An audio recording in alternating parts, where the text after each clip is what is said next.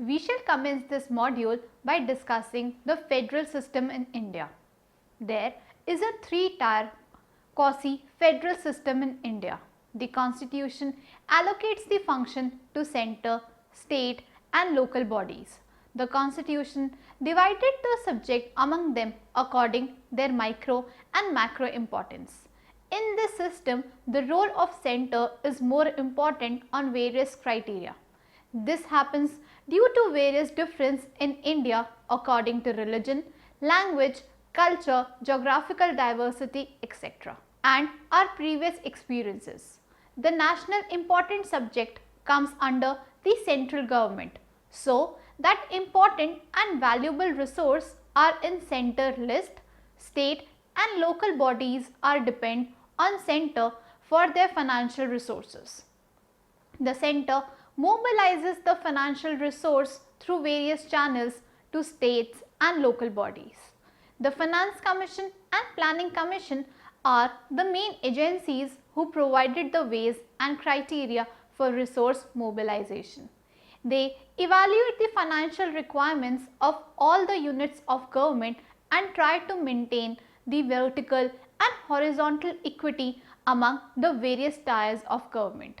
After the change economic atmosphere introducing the GST and the changing role of Planning Commission to Policy Commission, we require the change in measurements of resource mobilization. The 14th Finance Commission gives some measurement in this direction.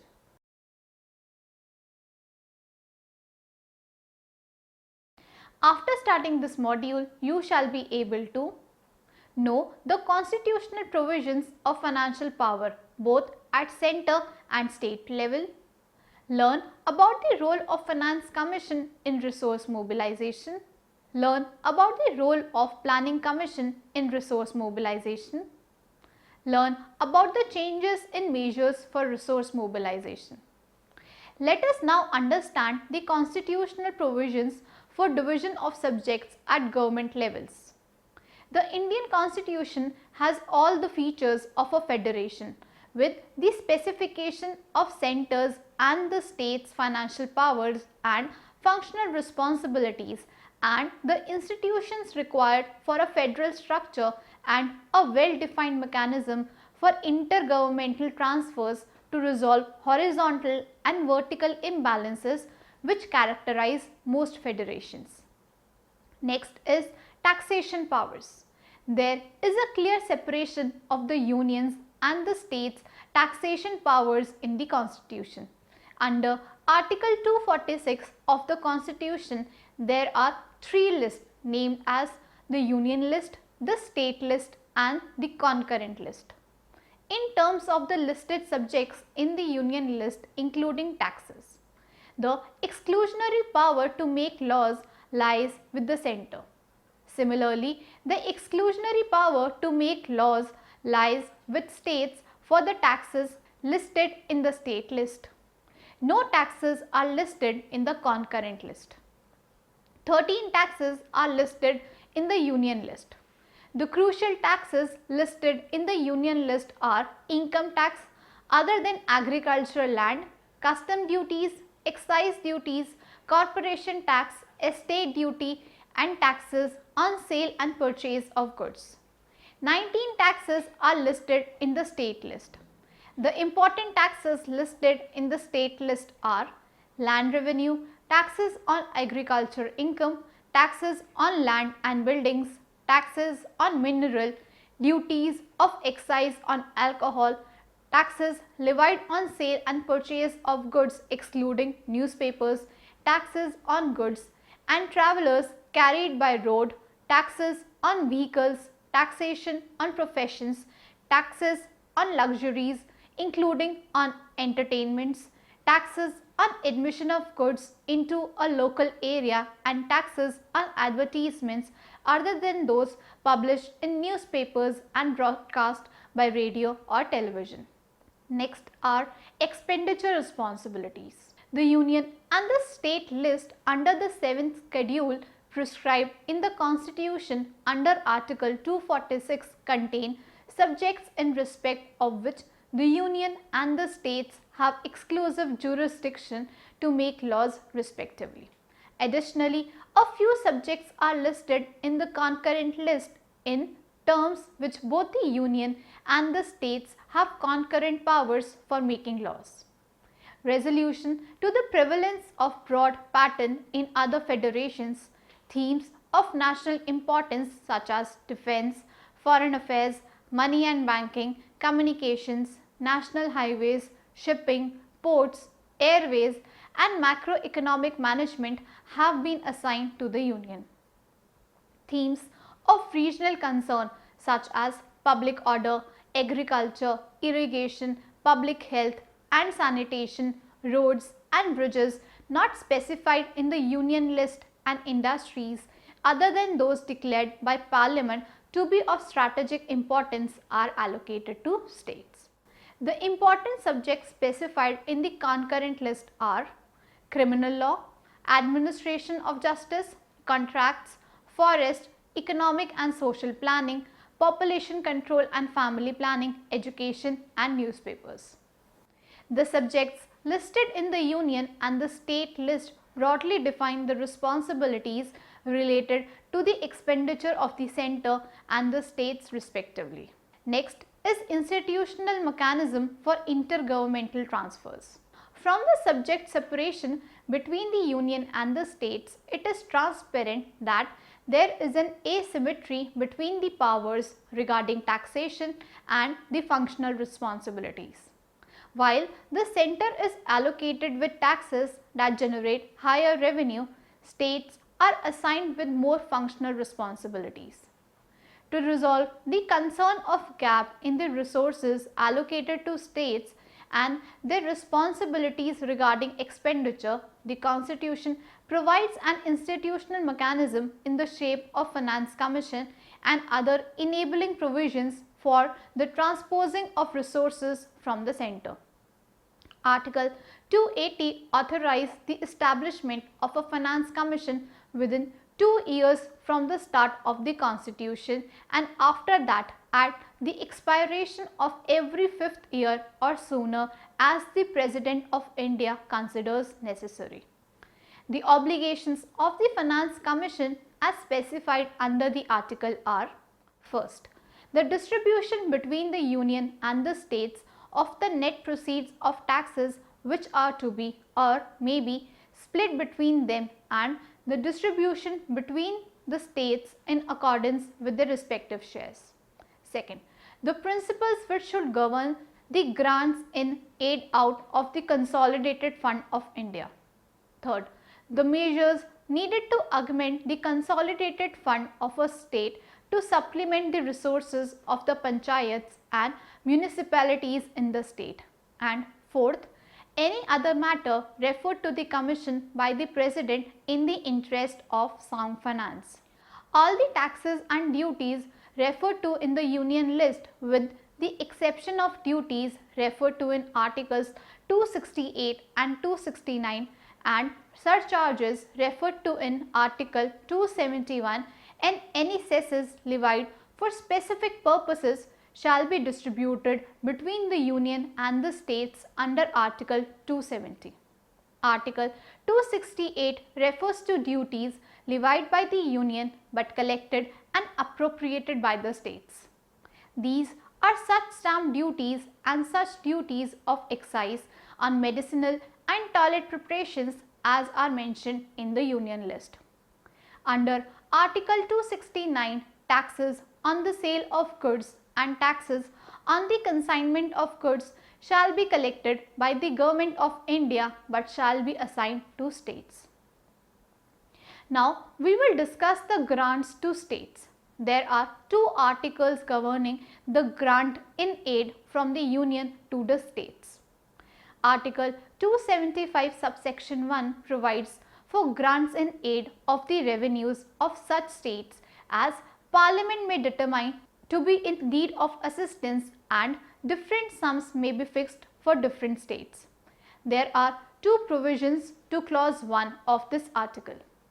This deal with the promotion of the welfare of scheduled tribes in the state of Assam. Under clause 2 of article 275, no order with regard to grants under clause 1 shall be made except after considering the recommendations of the Finance Commission. Keeping in view these provisions, the terms of reference of Finance Commissions stipulate that the Commission shall make recommendations for the purposes other than those specified in provisions to clause 1. Thus, the Finance Commission recommend grants under the substantive provision of Article 275 subsection 1.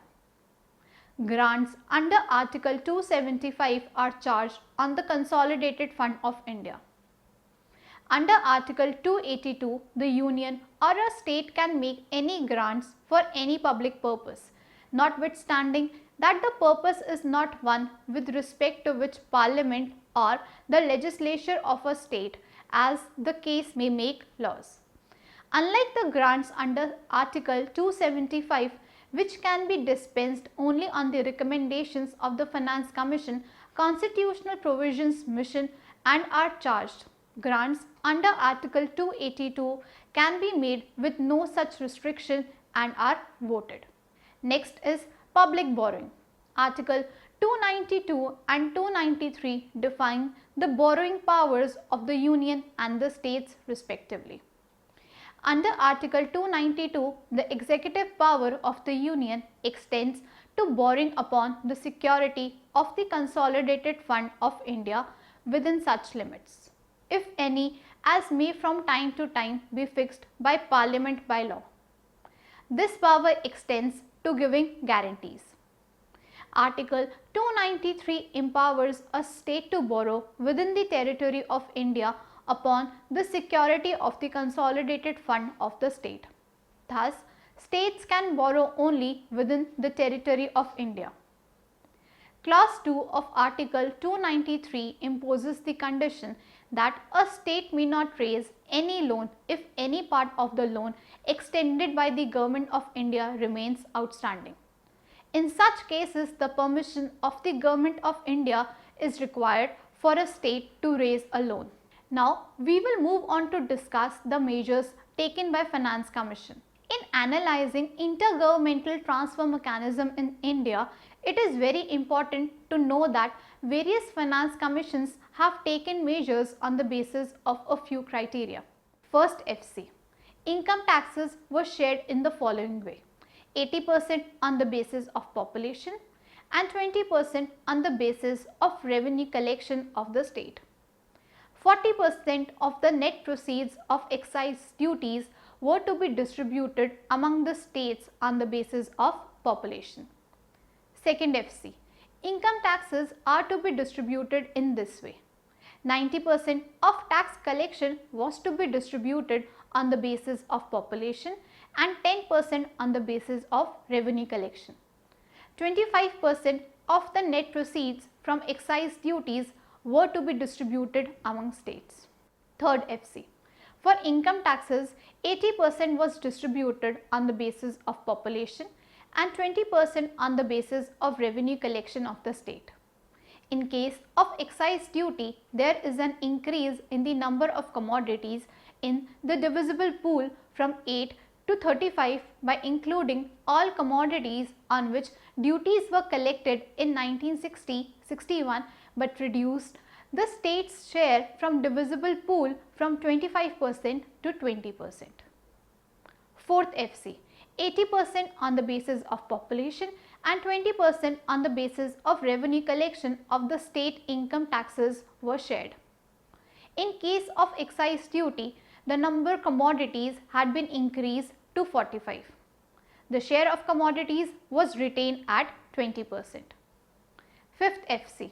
Population was the major criteria of devolution of income tax. Did not make any change for excise duties. Sixth FC. Followed same as fifth FC. Seventh FC. Population became the major criterion of devolution of income tax. For excise duties, 7th FC raised the state's share to 40% of the net proceeds.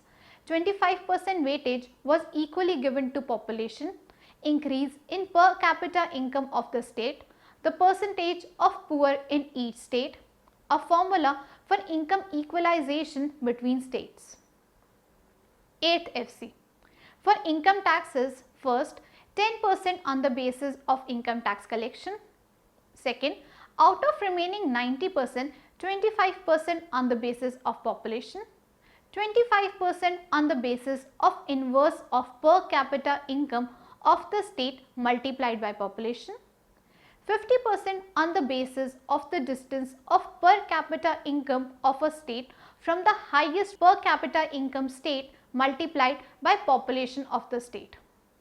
For excise tax, 8th FC raised state share to 45% and introduced the same formula as 7th FC for 40% of proceeds and retained 5% share to distribute that among deficit states. 9th FC. For income tax, 9th FC basically followed the above formula with minor modification. 9th FC added one more criterion, that is backwardness of states based on population of scheduled caste and scheduled tribes. Number of agricultural labourers in different states as revealed in 1981 census. According to FC, the composite index will correctly reflect poverty and backwardness of a state in large measure. The states having large share of these components were required to bear substantial expenditure responsibilities. 9th FC proposed to distribute the entire amount of 45% as a consolidated amount. The formula used was 25% on the basis of 1971 census, 12.5% on the basis of index of backwardness, 33.5% on the state of per capita income of the state from highest per capita income state, 12.5% on the basis of income adjusted total population, 16.5% among states with deficits after taking into account their shares from all shareable taxes. 10th FC. For income taxes, 10th FC proposed first 20% on the basis of population of 1971, second 60% on the basis of distance of per capita income of a state from that of state having highest per capita income, third 5% on the basis of area adjusted, fourth 5% on the basis of index of infrastructure, fifth 10% on the basis of tax effort. 9th FC distributed 47.5% of net proceeds from excise taxes among states. Using the same formula as used in sharing of income taxes, 40% of excise taxes were distributed among major states. Remaining 7.5% taxes were distributed among deficit states. 11th FC. Share in taxes. First, 10% on the basis of population. Second, 62.5% on the basis of distance of per capita income from that of state having highest per capita income. Third, 7.5% on the basis of area. Fourth, 7.5% weight is given to index of infrastructure. Fifth, 7.5% weight is given to fiscal discipline. 12th FC. 25% on the basis of population 1971, 10% on the basis of area, 50% on the basis of income distance, 7.5% on the basis of fiscal discipline, 7.5% on the basis of tax effort. 13 FC. 25% on the basis of population 1971, 10% on the basis of area, 47.5% on the basis of fiscal capacity distance, 17.5% on the basis of fiscal discipline. Moving on to discuss the measures taken by Planning Commission. The Planning Commission, on the other hand, transfers resources on the basis of population, per capita income tax effort, fiscal management, literacy, land reform, etc. The transfer of the Planning Commission is based on a formula where 30% of the transfers are in the form of grants and 70% as loans. States cannot accept only grants without taking loans. Thus, grants and loans are tied together. The formula used by the Planning Commission in transferring resources to the states. 60% of the Planning Commission's transfer is based on population of the state. 15% of transfers are based on the following formula. 7.5% of resources are transferred on the basis of A. Tax effort, B. Fiscal management, include the speed of utilization of committed foreign aid and states' performance of revenue collection, and C. Progress in respect of national objectives. And another 7.5% of transfers are allocated to meet special problems of the state such as population control, literacy and land reform. The remaining 25% of transfers were made on the basis of per capita state domestic product SDP based on the following formula. 20% was given only to states with less than average per capita SDP on the basis of the inverse formula, and the remaining 5% according to the distance formula. It have been used revenue effort, budgetary deficit and distance of state per capita income from highest per capita income state as the three important criteria in the devolution of transfer by the central government. It is also observed that population is used as the important criteria of formula based transfer. Let us now understand the changes in measures for resource mobilization. After 1991, the role of state has been changing after adopting the new economic reform policy. After this, the importance of large level planning at center and states level is decreasing. The market is playing wider role in economic activities. The role of state in this economic and social activity is increasing, so that states require more resources to meet out his responsibilities. Some states have come in debt trap so that they are unable to function properly. But the states are very much depending on center for financial resources. These are the problems identified by various finance commissions in their recommendations. It states that it is required to transfer more resource to states with help of new measurements, which can achieve the new fiscal targets. The 13th Finance Commission states in its recommendation that there should be greater financial autonomy for the state. The federal system should move toward the sound financial states in place of center because the most of the economic and social responsibility come upon the states. They require more resources for these responsibilities. Now they have come in debt trap. The burden of debt on states should be decreased. There should be a roadmap to bring out the states from this situation. So, there is time limit to control their revenue deficit till the 3% of their SDP. It different for general and special categories states. It will help to control the debt SDP ratio in future. To organize the debt structure is also required. The center should devaluate more resources to meet out its goal. The 13th FC did give 17.5 weight to fiscal discipline. The 14th FC has submitted its recommendations. In its recommendations, the 42.5 share of divisible taxes pool will transfer to the states. The role of Policy Commission have changed. It will give the policy recommendations in place of plan recommendations at both center and state level planning. Some changes are coming like GST, it will change the tax structure. New Pay Commission will give the extra burden on states' resources. The states are already facing the problem of fiscal deficit. So, it is necessary to reevaluate the measurement for horizontal and vertical equity and smooth functioning of economy for development. Let us now summarize what we have learned in this module. In Indian federal system, center has more financial powers but fewer responsibilities than the states. The constitution gives government a mechanism for resource mobilization. Both Finance Commission and Planning Commission take the measures for resource mobilization.